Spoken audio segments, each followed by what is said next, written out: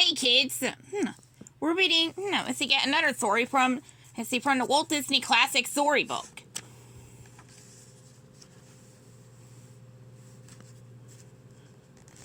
Exactly page 111.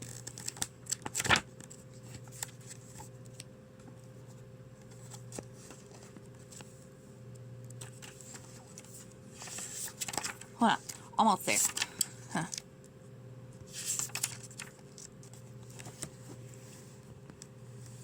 Today's story is called Lady.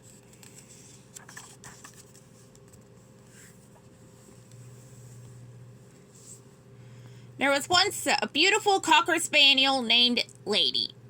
She had long silky ears and a very ladylike bark.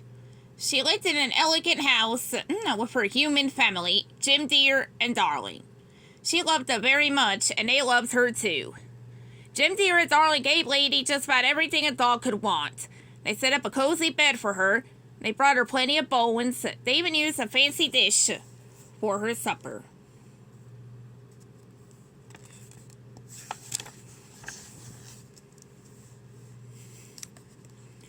Jim Dear and Darling often took Lady to have her fur and nails trimmed. Lady liked to watch in the mirror as the shopkeeper clipped and combed her coat. On warm afternoons, Lady went for rides in a horse-drawn carriage with Jim Dear and Darling. Many of the neighborhood dogs admired how pretty she looked in the coach, including Lady's friends Jock, a Scottish terrier, and Trusty, a bloodhound.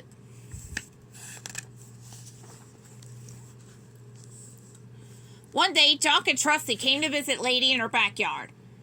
Jim Dear and Darling have done so much for me, Lady told her friends. I wish I could do more for them, but what can a little dog do? Trusty had an idea. Well, you could carry things for them, he suggested, and bring things to them. Jock added brightly, So Lady learned to catch the newspaper that the paper boy tossed into the yard each morning. Then she brought it to Jim Dear in the kitchen. Sometimes the paper would tear as Lady squeezed it through her doggy door, but Jim Dear never minded. He always patted her on the head, and exclaimed, Good lady, good dog. Lady was very pleased.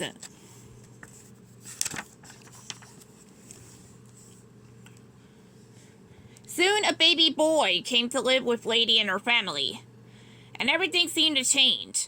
Jim Dear and Darling were always busy taking care of the new infant.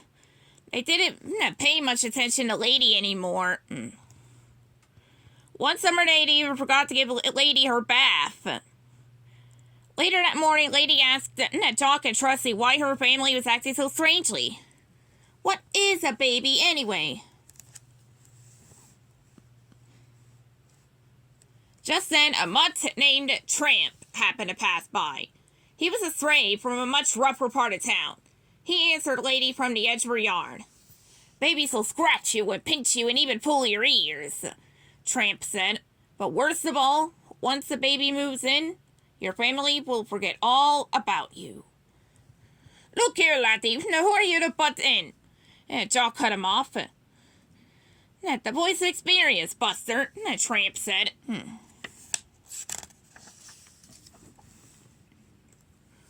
Tramp sighed. Having a family is just too much trouble for a dog, he said. Haven't you a family? Lady asked. Lots, Tramp replied. I stop by a different house every night for a home-cooked meal. But then I leave to go back to the streets where I'm free. I'm afraid I don't understand, Lady admitted. It's simple, Tramp said, but something made him pause. He sniffed the air. It smelled delicious. Right then, Jock and Trusty were called home for dinner. They left, but no one had called Lady. She felt more alone than ever. Tramp smiled at her. Something tells me it's supper time. Come on, he said. I'll show you what I mean. Tramp dashed out of Lady's yard as he ran after a passing wagon. At first, Lady hesitated, but her curiosity got the better of her. The best of her. Then she followed after him.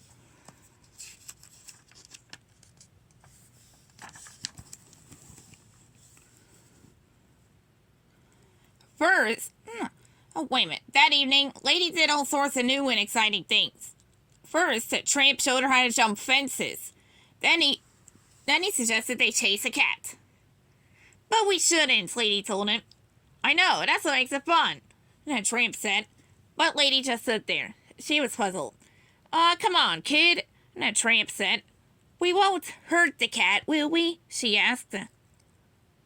Hurt him? No, Tramp promised. We'll just stir him up a bit. And that's just what they did.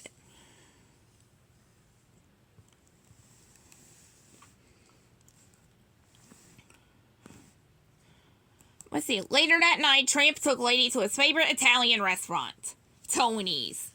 Lady ate spaghetti and meatballs for the first time. After dinner, they went for a walk in the park. Lady was starting to really like Tramp, and he was becoming fond of her too. As they sat on a hilltop overlooking the village, Tramp said, "Look down there. Tell me what you see." "Well, I see nice homes with yards and fences," Lady said. "Exactly. You're all cooped up when you have a human family," Tramp said. "But you could be free if you stayed on the streets. Stick with me and we'll keep having adventures." Lady didn't answer. She wasn't sure what she wanted.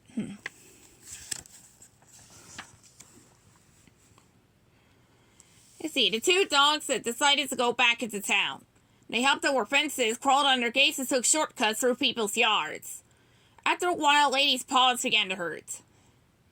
Tramp suggested they stop to rest in an alley. There, Lady saw her reflection in a window. She was muddy from head to toe, and her bow was torn. She was so surprised that she jumped in fright. She never got that dirty at home. At that moment, Lady knew what she had to do. She turned to Tramp and thanked him. She said she thought it'd be wonderful to explore the world with him.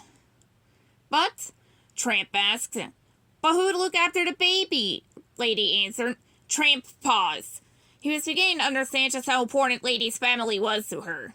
She enjoyed their adventure, but she was ready to go back to her family. "You win," he said at last. "Come on, I'll take you home."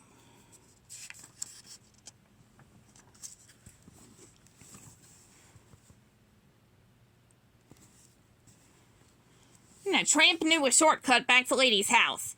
When they arrived, Jim Deer was on the porch. Lady ran up the stairs. "Lady!" cried Jim Deer. He hugged her. "Why did you run away? We were so worried about you." Now, Lady barked happily. Tramp stood at the foot of the stairs. He wagged his tail and barked too. He was very polite. "Well," said Jim Deer in a friendly voice. "Come here, boy." He patted Tramp and smiled at Lady. "Bring in your friend, Lady," said Jim Deer. "I think we can use 2 dogs around here to help with the baby. Don't you agree?"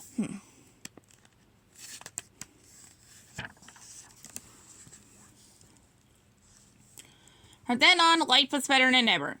Jim Deer and Darling were happy to have Lady back at home. They were especially pleased to have 2 dogs look after their baby. And Tramp liked having a real home with a real family. He didn't even mind bath days. Too much. But Lady was probably the happiest of all. She knew that Jim Deer, Missy, and Darling loved her, and she was glad to have Tramp by her side. The end.